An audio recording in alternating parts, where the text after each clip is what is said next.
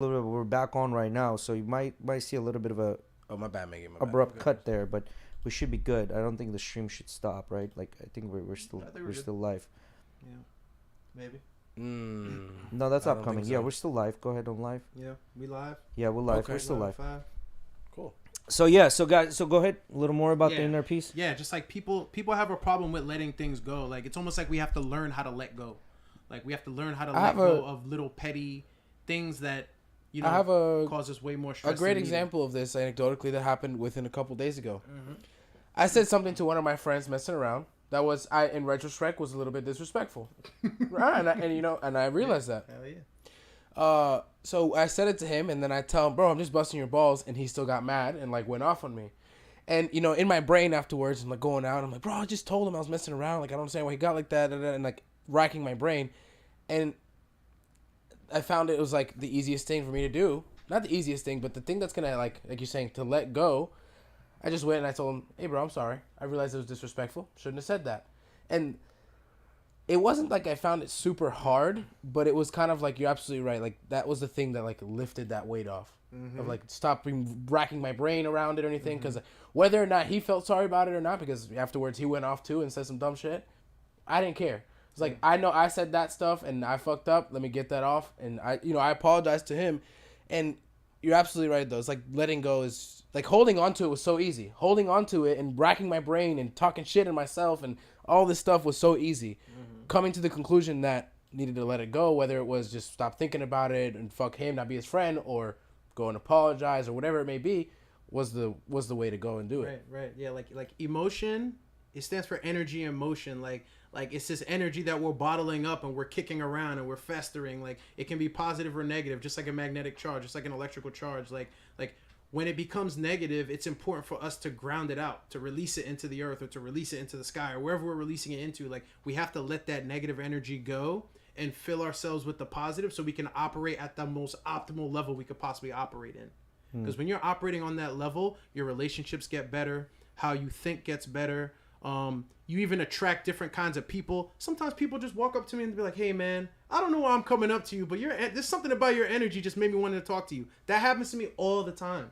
And I don't know why. Well, I guess I know why now. But like when it was happening, I was like, why is this happening? Like why do people just like feel this like attraction towards me? It's because I was able to release all that negative energy, and there's a positivity about me that I guess people can feel. Because like I think we're all connected in some way on some electromagnetic spectrum, some energetic spectrum, and I think we feel things from other people. That's why we get vibes. Like when we walk into a room, we get a certain vibe, right? Like, or around certain people, you get a certain vibe. It's like you can feel when something ain't right, and you can feel when shit is really good. Yeah. You Now know? tell me this about now you've been with your girl for about 2.5 years now. Yeah, 2 years. 2 years.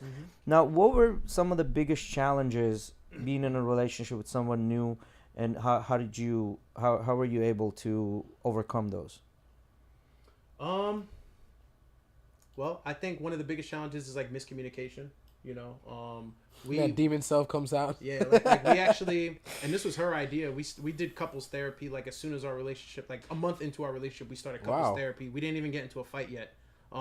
We just wanted to do couples therapy, and I thought it was a great idea because I was like, yeah, like I've clashed with every girl I've ever dated, and we're probably gonna clash. So if we know that shit's gonna happen, let's figure out ways to communicate better so that when it does happen, we could actually get our messages across. Because when couples fight, it's because somebody's trying to send a message to the other person and the other person's not receiving it because they're not interpreting it right, or they're telling themselves a narrative that's blocking the message from actually reaching them.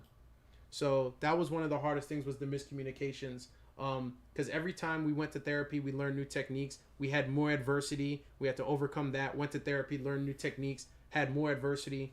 I think one of the main things for me is just like where my head is at right now versus where her head is at. Like I'm very business focused. I'm very driven. I'm very like willing to fail, willing to try things.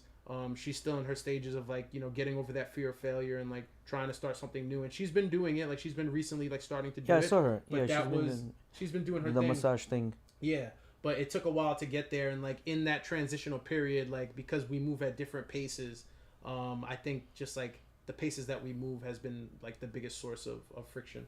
Yeah, and so I think in any relationship, I think Hey, this is a controversial idea. I think women are attracted to they're literally attracted to chaos. They they don't like the chaos, but they're very attracted to it. And I think as a guy, you need to be like that rock that her emotional waves crash into. Like you have to be the guy that stops. Like, hey, listen, I get it. It's all gonna be good. Whether you need you need to figure out. So I found this two things here, right? I found when I'm talking to the girls, there are two things that are happening. When they start complaining or they're not in the mood for whatever, I immediately ask, is this something you want me to solve or would you like me just to listen to it? And depending on those two, I'll go that either one of the routes. Because as we guys, because we like things That and we happens like to me a fixing things. We're always like, when problem happens, we're right away, where's my tool belt? You know Right. what I mean? We put that fucking tool belt on. Let's fix shit. That happens to me But a a lot of with times Emily, they don't need you to fix it. They just want you to hear that. So, like- right? Because they communicate in a different way than us. All the time I'll be talking with Emily and she'll tell me something about vitality and like I'll be like, yeah, like so you could have done this and this, and but at the same time it's just like, no, I just want to talk to you about it, right? Whether it was like an annoying customer or a coworker Yeah. did something, whatever it may be, it's just like I just want to talk to you about it. In my head, I'm instantly like, you should have done this, you could have did this, you could have did that. She's like, why are you judging me? And I'm like, I'm just trying to help you. I'm trying to give you the tool. No, I just want to fucking talk. And she doesn't say that, but that's exactly what she means. Yeah, yeah, and I think once you approach it that way, especially if you're in a relationship, I know we skewed away, we segued from what you were talking about. Relationships. I have a whole chapter in my book on relationships. Yeah, So, and I think once you figure out that, first you need to understand that girls do not communicate like guys, right?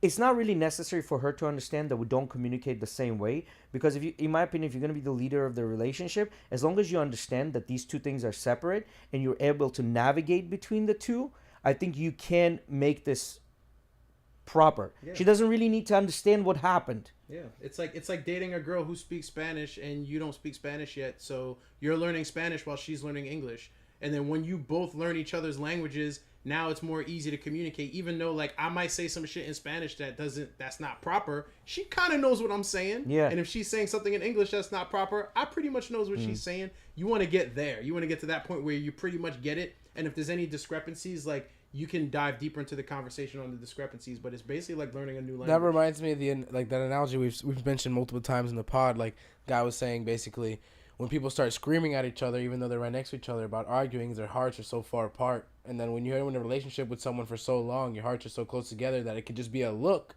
and you know exactly what you're talking about. Literally, So- just a gesture, and it's like a whole sentence or a paragraph you just explain to that person. You know what I'm But going to you ask just you, looked right? at him a certain way. Yeah. You know what I'm going to ask you next, right? What's that? Because it was about 3 years ago, we had hella fun. Let's start wrapping it up, by 19 the of way. us. Oh, Hella fun. So when you're like you've been with your girl for 2 years, I'm not telling you to put dates on this, but looks like it's pretty serious, right?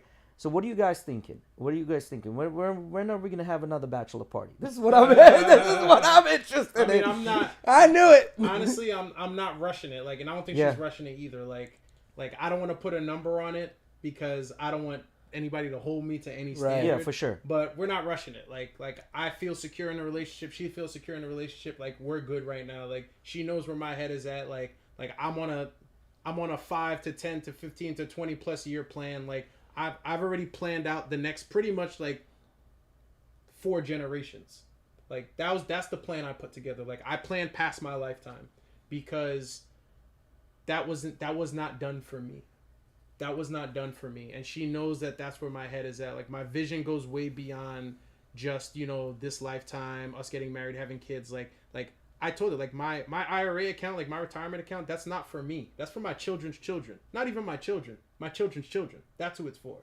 So I'm not in a rush. It's like what we talked about in the beginning, like he who moves slow moves the furthest. Like I'm moving very steady and very slow. Now, in a couple years, she might start complaining. Like her friends might start, chirping in her that's ear, another talking fucking about thing, bro. like, oh, when is he gonna pop the question and things like that. When that time comes, I'll deal with it. But for now, like I feel secure. I think she feels secure as well. So I'm not worried about it. So then that means we just need to have another quasi bachelor party. That's Hey. all. Quasi bachelor. There's no date on it. I mean, I think One- we're good one for of tonight. y'all- Right? one of y'all 2 will hours. One of y'all are gonna get married. What's up? No, I was saying we're getting close to our All right. over to our Oh, yeah, 2 hour we're mark. at time. Yeah, I think we're good. Yeah, no, I'm not getting married anytime soon. Fuck you guys. Mauricio, you guys can go to Colombia on your own accordance. Fuck out of here. We don't have to be Colombia. It could be Colombia. Could be okay. Alrighty. Thank you, Marvin, for coming in, bro. Really appreciate you coming and talking to us. Yeah, and this invitation is open to any time, including the church. It's not the church that you guys think, but it's a different kind of church. So yeah. Hell yeah. Oh yeah. By the way, I just want to mention I'm doing $100 referral program. So if you send people to me and I do their taxes, you get $100 as long as your name's on the notes or the form. I have an online form with a referral input. Just to let you know. So if you know anybody, obviously you guys too.